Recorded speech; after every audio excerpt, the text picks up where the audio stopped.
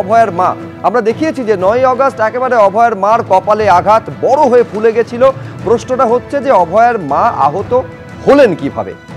ধোঁয়াশায় এখনো পর্যন্ত লালবাজার। এই যে ছবি দেখতে পাচ্ছেন এটা পুলিশের তরফে এই ভিডিও দেখানো হয়েছে, পুলিশের তরফে এই ভিডিও দেখানো হয়েছে। এবং যখন প্রশ্ন করা হয় যে অভয়ার মা পুলিশের মারে আহত হয়েছেন এমনটা তার পরিবারের তরফে অভিযোগ করা হচ্ছে, পুলিশের বক্তব্য কোনো ফুটেজে অভয়ের মাকে মাটিতে ফেলে মারার ছবি ধরা পড়েনি, অর্থাৎ এমন কোনো ফুটেজ পুলিশের কাছে নেই। কোনো ফুটেজে দেখা যায়নি যে পুলিশ অভয়ের মাকে মারছে। এখনো তারা পুলিশ ফুটেজ খুঁজে দেখছে বলে তারা দাবি করছে। অভয়ের মায়ের ওপরে লাঠিচার্জের অভিযোগে এমনটা দাবি করছে কলকাতা পুলিশ। এখনো পর্যন্ত ফুটেজ দেখেছে পুলিশ। মারধরের কোনো ফুটেজ থাকলে পুলিশের সঙ্গে তা শেয়ার করার আবেদন জানানো হয়েছে। আমি শুরুতে দেখাতে চাইবো এই যে সাংবাদিক বৈঠক করা হলো, এই সাংবাদিক বৈঠকে যখন প্রশ্ন করা হলো যে অভয়ের মাকে, যেটা তার অভিযোগ যে ফেলে মাটিতে ফেলে পিটিয়েছে পুলিশ, এই প্রশ্নের উত্তরে পুলিশের তরফে কি দাবি করা হলো সাংবাদিক বৈঠক করে দেখুন। উনি আহত হয়েছেন, তা খুব দুঃখিত হওয়ার আছে। আমরা কোনোদিন চাইনি এটা হোক, ভেরি আনফর্চুনেট। কিন্তু যেটা আছে কি পুলিশ জমিতে ফেলে মেরেছে সেটা তো আমরা খতিয়ে দেখেছি, অনেকটাই আমাদের কাছে ভিডিও ফুটেজ আছে, আমাদের ট্রাফিক ক্যামেরা আছে, সবটা আমরা অনেকটাই আমরা খতিয়ে দেখেছি, ভেরিফাই করে দেখেছি।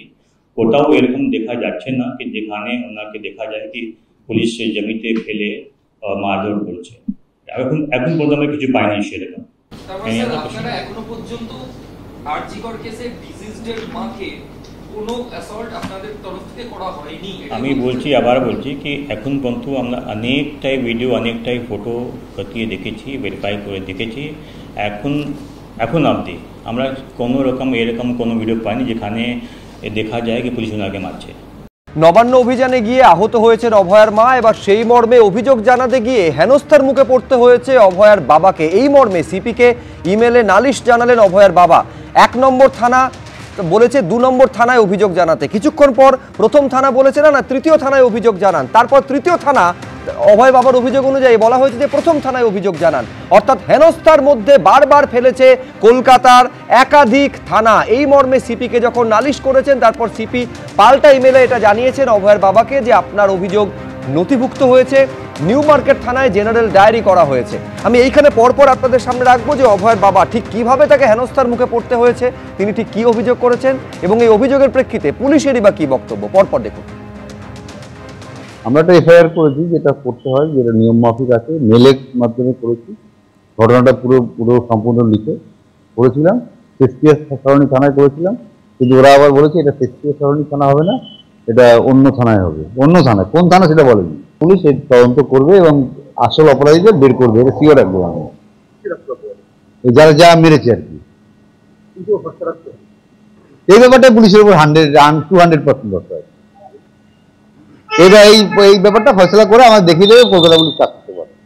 ওনারা শেক্সপিয়ার সরণি থানায় কমপ্লেইন করতে গেছিলেন, ডিজিজডের বাড়ির লোক ওভার টেলিফোন ওরা কথা বলেছেন, মেল করার জন্য বলেছিলেন। তখন শেক্সপিয়ার সরণি বলেন যে place of occurrence new market PS.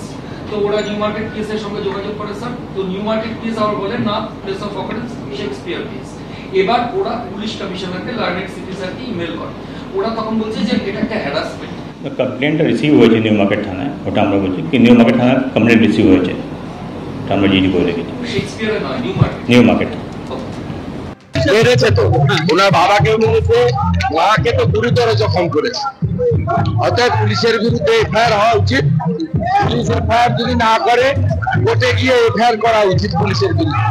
আর কোর্টে এফআইআর করে যদি পুলিশ অ্যাকশন না নেয়, পুলিশ ইনঅ্যাকশন হাইকোর্টে যাওয়া উচিত।